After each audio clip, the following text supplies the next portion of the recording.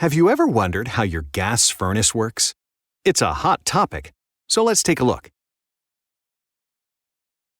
This Goodman gas furnace is located in an attic. This one, a basement. But no matter where yours is located, it will probably work similar to this one. First, to heat any home, you need a heat source.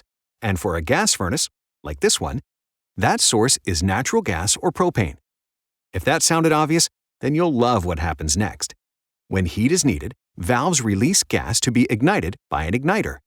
The resulting flame heats the air inside the heat exchanger.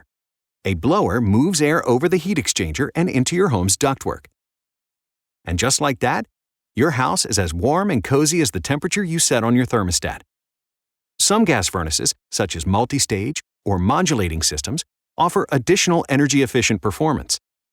Speaking of heat exchangers, a condensing furnace can actually capture normally wasted exhaust heat energy using a secondary heat exchanger.